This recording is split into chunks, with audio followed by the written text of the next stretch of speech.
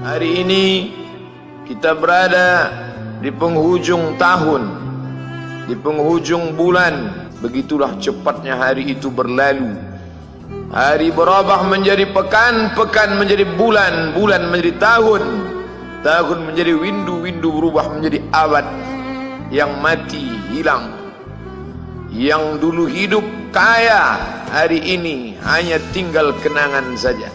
Kemana mereka dulu yang hebat-hebat, bangsawan, para penguasa? Semuanya mati ditelan zaman.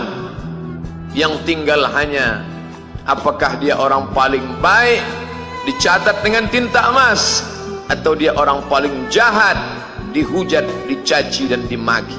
Harimau mati meninggalkan belang, gajah mati meninggalkan gading, manusia mati meninggalkan nama.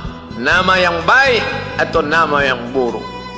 Wa tilkal ayyamu nudawiluha bainan nas. Demikianlah hari demi hari kami pergantikan di antara manusia. Untuk apa hari ini dirubah Allah Ta'ala? Mengapa hari ini datang silih berganti dan kita ada di dalam zaman itu? Liya'lamallahu alladhina amanu. Allah ingin menguji siapa yang imannya tetap istiqamah, siapa yang masih tetap beriman sampai hari ini. Khatib mengucapkan alhamdulillah, nikmat yang paling besar adalah nikmat istiqamah dalam iman dan Islam. Berapa banyak ketika hari berubah, yang dulunya dia adalah orang baik-baik, hari ini berubah menjadi tidak baik. Yusbihu mu'minan, pada waktu pagi dia beriman, wa yumsi kafiran, petang hari dia berubah menjadi kafir. Maka kita selalu meminta, ya muqallibal qulub, wahai engkau yang membolak-balikkan hati, tsabbit qulubana, kokohkan hati kami, ala dinik, dalam agamamu, wa ala ta'atik, dalam ketaatan kepadamu. Berapa banyak yang dulu susah melarat, miskin, untuk sesuap nasi pun sulit, tapi begitu dilapangkan Allah rezekinya, tidak menjadi hamba yang bersyukur. Dia lalai, dia sangka itu karena jerih payahnya, dia kufur nikmat Allah Subhanahu wa ta'ala. Tapi siang hari ini alhamdulillah, ada hamba yang disehatkan Allah, dia tetap bersyukur. Ada hamba yang ditingkatkan Allah rezekinya, dia tetap bersyukur.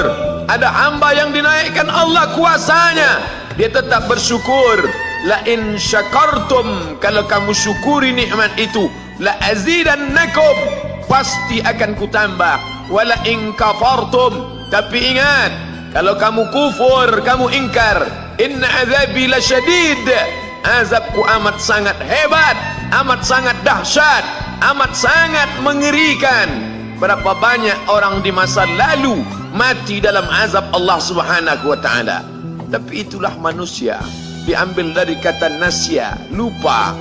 Dia tidak pernah ingat apa yang pernah ditimpakan Allah kepada kaum-kaum sebelumnya. Wa ila samud akhahum salihah, kepada kaum Samud diutus Nabi Saleh. Mana mereka sekarang? Punah, musnah, tidak ada lagi di atas muka bumi Allah.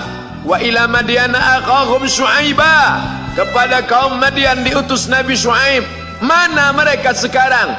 Punah, musnah, tidak ada jejaknya di atas muka bumi. Wa ila Adin akhahum Huda, kepada kaum Ad diutus Nabi Hud. Tidak satu pun ada di atas muka bumi. Tapi orang tetap juga angkuh dan sombong. Memang itulah manusia yang berada di atas muka bumi Allah Subhanahu wa ta'ala. Maka orang-orang yang baik tidak pernah berhenti mengajak kepada kebaikan. Umat ini dikatakan baik bukan karena banyak ibadahnya. Umat ini dikatakan baik bukan karena dia pergi bolak-balik ke kota Makkah Al-Mukarramah untuk haji dan umrah. Allah puji umat ini, kuntum khaira ummah, kalian umat terbaik.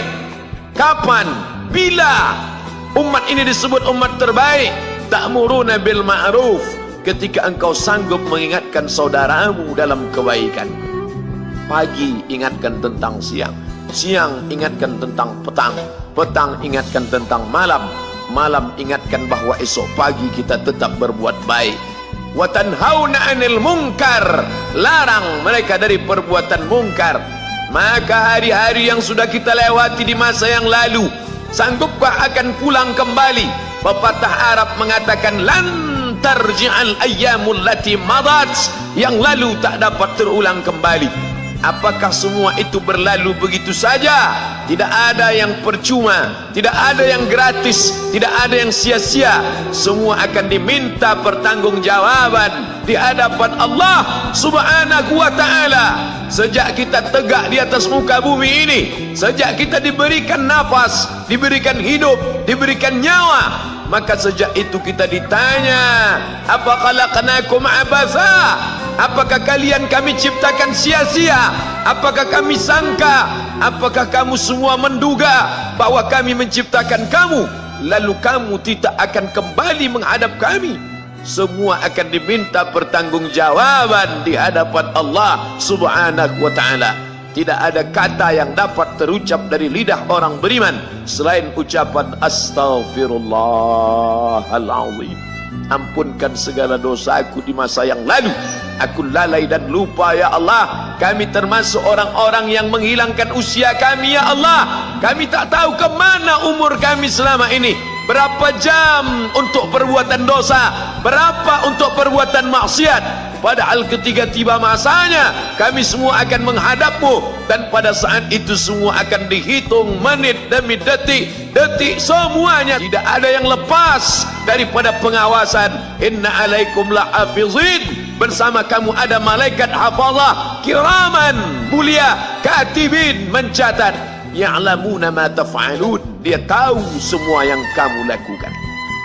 Betapa waktu-waktu yang lalu itu tak dapat kita tebus dengan apapun selain kita perbaiki di masa yang akan datang.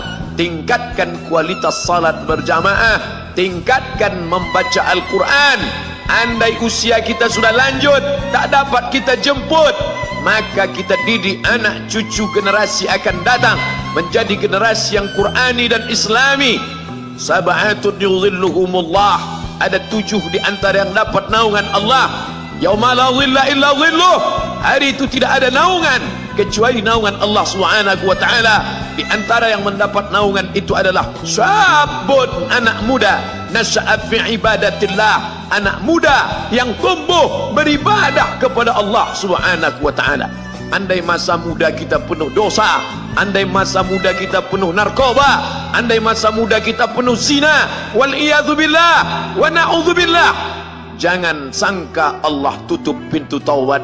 Innallaha la yaghfiru ayyushraka bihi, Allah tak terima taubat orang yang mempersekutukannya.